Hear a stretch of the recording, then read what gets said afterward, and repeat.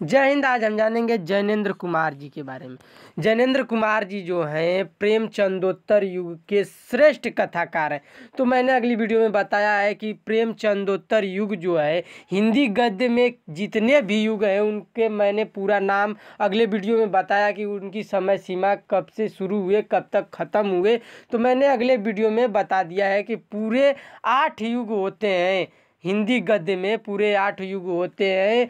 प्राचीन युग, शुक्ल युग, शुक्लोत्तर युग, भारतेंदु युग, द्विवेदी युग, स्वातंत्र्योत्तर युग हुए जो अब तक चल रहा है। 1947 से अब तक स्वातंत्र्योत्तर युग है। हम लोग स्वतंत्र हो चुके हैं तो स्वतंत्रोत्तर युग चल रहा है इस समय। और प्रेमचंद युग, प्रेमचंदोत्तर युग। प्रेमचंद युग जो है 1918 से 1936 तक था। 1918 से 1936 ईस्वी तक ये प्रेमचंद युग था। फिर उसके बाद प्रेमचंदोत्तर युग आया। प्रेमचंदोत्तर युग, प्रेमचंदोत्तर युग जो है ये 1930 ईस्वी से 1950 ईस्वी तक रहा। ये 1930 ईस्वी से 1950 ईस्वी तक रहा था प्रेमचंदोत्तर युग, यानी 20 साल तक प्रेमचंदोत्तर युग था और प्रेमचंद युग जो है 18 साल तक था। चलिए आगे देखते हैं। यानी जो प्रेमचंदोत्तर युग है इस युग में जितने भी कथाकार हैं उन कथाकारों में से श्रेष्ठ कथाकार माना जाता है जैनेंद्र कुमार जी को। जैनेंद्र कुमार जी को प्रेमचंदोत्तर युग के जितने भी कथाकार हैं उन कथाकारों में से श्रेष्ठ कथाकार माना जाता है जैनेंद्र कुमार जी को। तो चलिए जानते हैं कि जैनेंद्र कुमार जी का जन्म जो है, इनका जन्म कहाँ हुआ था। तो इनका जन्म जो है अलीगढ़ जनपद में हुआ था।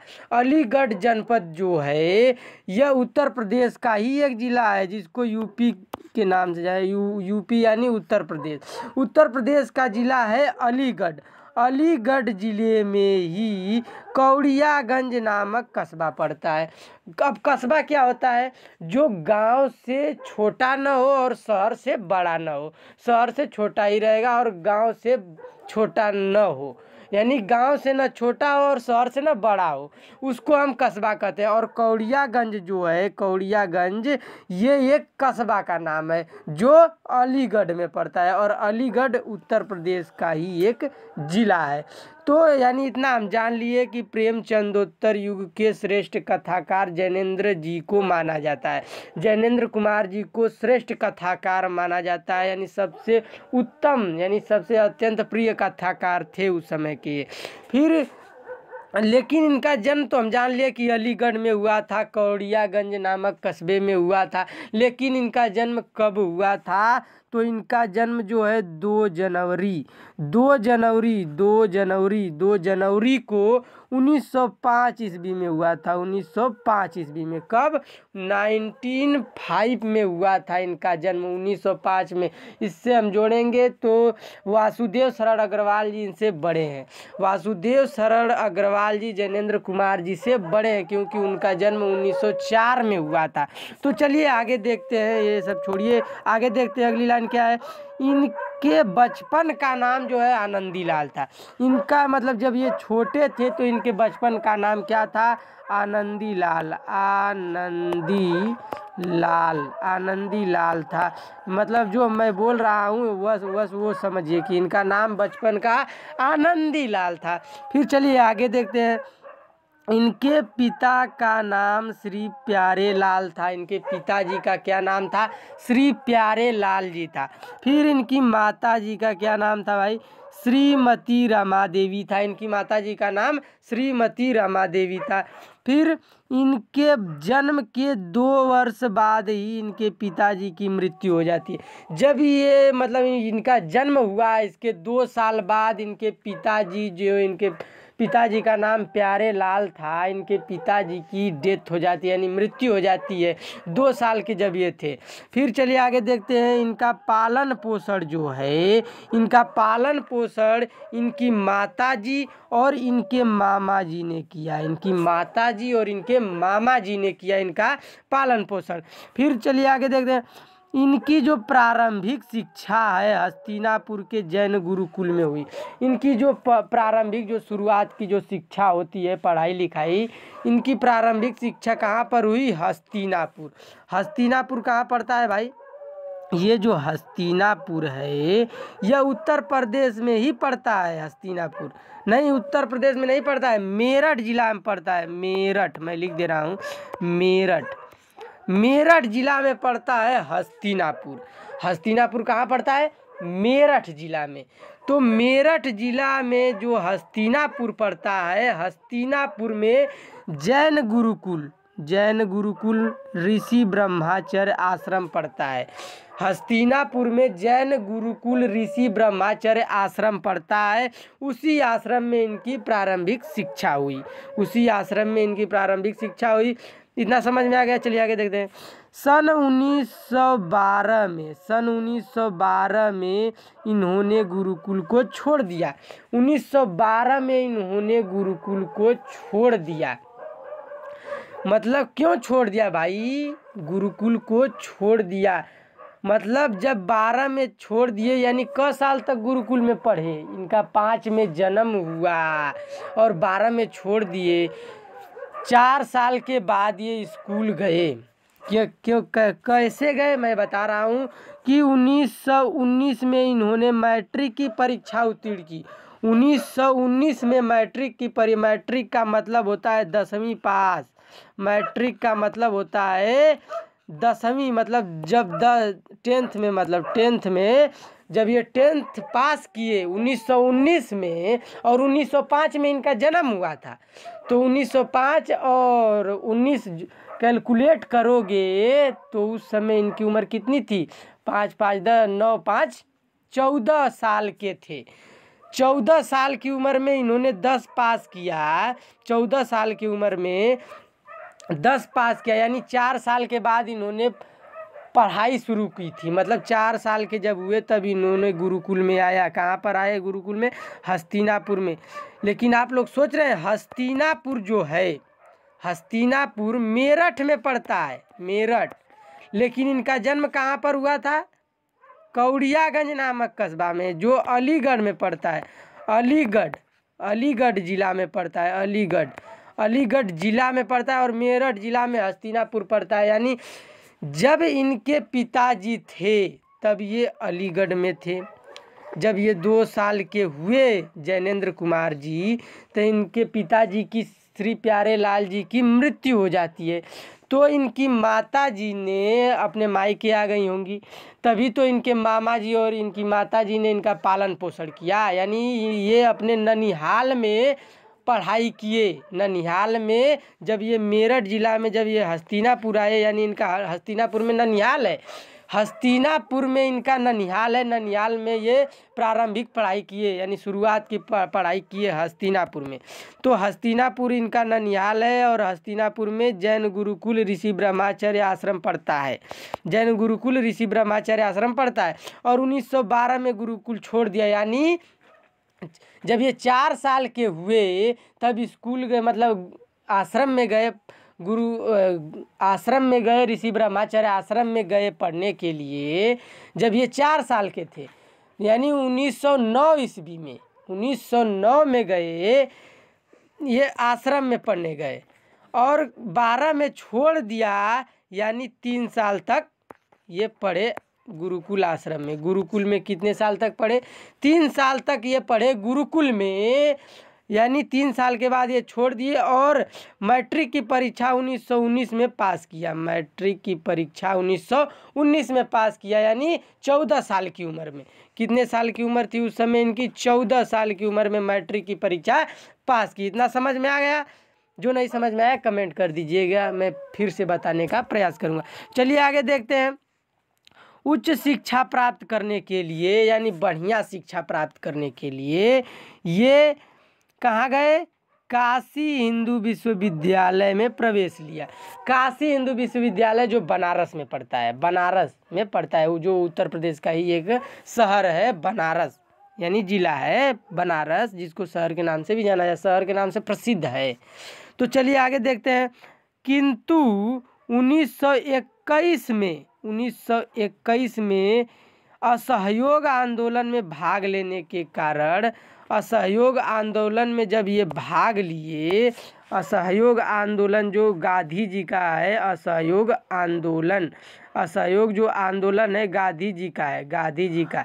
तो असहयोग आंदोलन में भाग लेने के कारण, असहयोग आंदोलन ये है, असहयोग आंदोलन में भाग लेने के कारण इनका जो है पढ़ाई का क्रम जो था, शिक्षा का क्रम टूट गया। असहयोग आंदोलन में भाग लेने के कारण शिक्षा का क्रम इनका टूट गया। अरे भैया 1921 में 1919 में जब ये मैट्रिक पास किए, 10वीं पास किए, तो 1920 में 11 में थे। फिर 1921 में जब 12 में थे तो असहयोग आंदोलन जो गांधी जी का था, गांधी जी का असहयोग आंदोलन में भाग लेने के कारण जो अहिंसावादी आंदोलन था, शांति का प्रतीक आंदोलन था, जो असहयोग आंदोलन में भाग लेने के कारण इनका शिक्षा का क्रम जो है टूट गया, यानी पढ़ाई लिखाई छूट गई। लेकिन असहयोग आंदोलन जो है, असहयोग आंदोलन ये कब स्टार्ट हुआ था? तो 1 अगस्त को, अगस्त जानते ही होंगे आप लोग, अगस्त 1920 ईस्वी में ये शुरू हुआ था। लेकिन जो जैनेंद्र कुमार जी हैं 1921 में इसमें भाग लिए, 1921 में भाग लिया, तब जाकर इनके पढ़ाई का क्रम टूट गया, शिक्षा नहीं कर पाए पूरी तरह से। 12वीं में छोड़ दिए पढ़ाई लिखाई, मतलब 11 पढ़ लिए लेकिन 12 में छोड़ दिए पढ़ाई लिखाई। 1921 में इनकी उम्र कितनी साल थी? 16 साल की उम्र में, 16 साल की उम्र में ये लड़का अपनी पढ़ाई लिखाई छोड़ देता है। लेकिन सन 1921 से 1923 तक, 1921 और 1923 के बीच की बात है, ये अपनी माताजी की सहायता से, इनकी माताजी का क्या नाम था? श्रीमती रमा देवी। अपनी माताजी की सहायता से व्यापार किए भैया, अपनी माताजी की सहायता से व्यापार किए और उसमें सफलता प्राप्त की, यानी उसमें सक्सेसफुल हुए, सफलता प्राप्त की व्यापार करने में। उस समय इनकी उम्र कितनी थी? 16 से 18 साल की उम्र में, 16 से 18 साल की जो इनकी उम्र थी, 16 से 18 साल के बीच इन्होंने व्यापार किया और उसमें सफलता हासिल कर ली।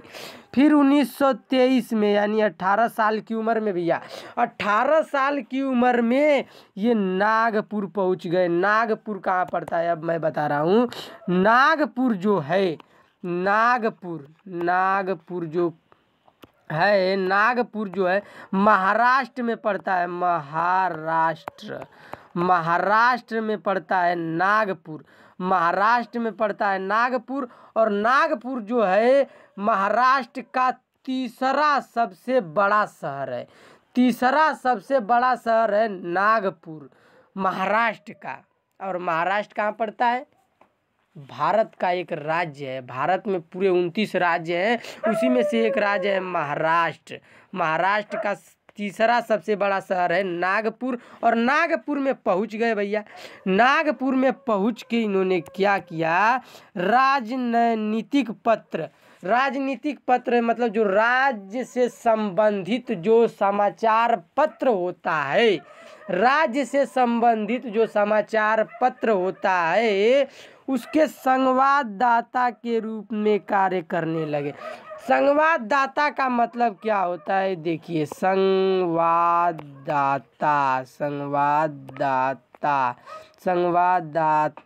मान के चलिए, संवाददाता की बात मैं कर रहा हूँ। संवाददाता का मतलब जैसे कि जो समाचार पत्र होते हैं उसको भेजने का कार्य करते थे, भेजने का कार्य करना ही संवाददाता मतलब कहलाता है। भेजने का कार्य करने लगे। जो राजनीतिक पत्र है, इस समय तो टीवी और यूट्यूब, मोबाइल चल दिया, इंटरनेट का ज़माना है, सब समाचार लाइव देख ले रहे हैं। लेकिन उस समय भेजने का कार्य करते थे। समाचार पत्र जो थे, समाचार पेपर जो थे, उस समय इनका मतलब यहाँ से वहाँ पहुँचाने का कार्य करते थे। कौन? जैनेंद्र कुमार जी। तो वे संवाददाता के रूप में कार्य करने लगे। चलिए आगे देखते हैं। संवाददाता के रूप में ये कार्य किए, फिर उसके आगे उसी समय इनको गिरफ्तार कर लिया गया। उसी समय इनको गिरफ्तार करके जेल भेज दिया गया, जहां ये 3 माह तक रहे। 3 माह का मतलब क्या होता है? 3 महीना। 3 महीना तक ये जेल में रहे भैया। जेल भेज दिया गया इनको। क्यों भेज दिया गया? शायद उस समय अंग्रेज़ों का ज़माना था, इसलिए भेज दिया गया। और उस समय अंग्रेज़ों का ज़माना ही था, इसलिए इनको भेज दिया गया जेल। जेल में चले गए, 3 महीने तक रहे जेल में। फिर उसके बाद देखिए, इनमें स्वाध्याय, जैनेंद्र कुमार जी में एक खूबी थी, एक हैबिट थी इनमें। जैनेंद्र कुमार जी में क्या हैबिट थी कि इनमें स्वाध्याय करने की प्रवृत्ति थी। स्वाध्याय का मतलब क्या होता है कि स्वयं से पढ़ना। स्वाध्याय जो होता है, स्वाध्याय, स्वाध्याय का मतलब होता है खुद से पढ़ना, यानी खुद से पढ़ना, खुद के दम पर पढ़ना, खुद से कुछ न कुछ सीखना। ये खूबी यानी हैबिट थी उनमें, छात्र जीवन से, स्टूडेंट लाइफ से ही इनमें ये खूबी थी। और चलिए आगे देखते हैं। जेल भेज दिया गया इन। जेल में जब ये थे, जेल में स्वाध्याय के साथ ही इन्होंने साहित्यिक सृजन का कार्य भी प्रारंभ किया। जेल में ये स्वाध्याय यानी खुद की पढ़ाई से, खुद के अध्ययन से, स्वाध्याय से मतलब खुद के अध्ययन से ये इन्होंने साहित्यिक सृजन यानी साहित्यिक रचना मतलब खुद से रचना करना, खुद से मतलब रचना करने लगे। रचना करने लगे, ये चल नहीं रहा है, लेकिन रचना करने लगे, खुद से रचना करने लगे, रचना करने लगे, साहित्यिक सृजन करने लगे भैया। साहित्यिक सृजन खुद के पढ़ाई के दम पर, खुद के अध्ययन के दम पर, वो भी जेल में रहकर। सोच सकते हो आप लोग, वो भी 18 से 19 साल की उम्र रही होगी। 18 साल की उम्र में ये नागपुर गए, उस संवाददाता के रूप में कार्य करने लगे। जेल में गए, 18 से 19 साल की उम्र में जेल में गए होंगे। तो 18 से 19 साल की उम्र में ये जेल में चले गए। अंग्रेज़ों का ज़माना था उस समय, और तभी भी हार नहीं माने, साहित्यिक सृजन कार्य में लगे रहे। और इनकी जो पहली कहानी आई थी खेल, भैया इनकी पहली कहानी क्या आई थी? खेल, जिसको इंग्लिश में प्ले कहा जाता है। PLAY, प्ले मतलब खेल की बात हो रही है। ये इनकी कहानी है। खेल पर इन्होंने कहानी लिख डाली है। खेल पर इन्होंने कहानी लिखी थी, जो 1928 की बात हो रही है। 1928 में पूरे विशाल भारत में प्रकाशित हुई। जैसे कि पुष्पा 2 जो आया था, पुष्पा 2 आई जो है फिल्म मूवी, ये जो अभी पटना में रिलीज हुई थी, कुछ समय बाद ही रिलीज हुई थी। तो जैसे कि ये मूवी रिलीज हुई थी, उसी प्रकार मैं बात कर रहा हूँ। इस खेल की जो एक कहानी है, यह पूरे भारत में रिलीज हुई थी। पूरे विशाल भारत में। इसके बाद देखिए, यह निरंतर साहित्यिक सृजन में लगे रहे, प्रवृत्त रहे। मतलब इसके बाद मतलब इनकी जो कहानी रिलीज हुई खेल, उसके बाद से ये रचना करते गए मतलब साहित्यिक सृजन में लगे रहे। कहानी लिखे, निबंध लिखे, ये सब लिखते गए, रचना करते गए, मतलब जीवन में हार नहीं मानी, लिखते गए, कुछ न कुछ सिखाते, कुछ न कुछ सीखने के छोड़ते गए हमारे लिए, तो जिसको हम आज उनको पढ़ रहे हैं। फिर चलिए आगे देखते हैं, आगे क्या है भैया। 24 दिसंबर 1988 ईस्वी को इनका देहावसान हो गया। 24 दिसंबर की बात है, 24 दिसंबर, दिसंबर 1988 यानी 1988 ईस्वी को इनका देहांत हो गया। इस लेखक का स्वर्गवास हो जाता है 1988 ईस्वी को। 24 दिसंबर 1988 ईस्वी को इनका देहांत हो जाता है। यानी यह क साल तक जिए, 1988 में से 95 में इनका जन्म हुआ था, तो 5 निकाल देंगे तो 83 साल तक तभी भी जिए थे। लेकिन अपने ज़िंदगी में कभी हार नहीं मानी, अंग्रेज़ों के डर से कभी झुके नहीं भैया। जेल में रहने के बावजूद भी साहित्यिक सृजन में लगे रहे और गांधी जी के असहयोग आंदोलन के लिए अपनी पढ़ाई लिखाई छोड़ दी। इस महान लेखक को सत सत नमन भैया। आज के लिए इतना ही। इस महान लेखक को सत सत नमन। जय हिंद, वंदे मातरम।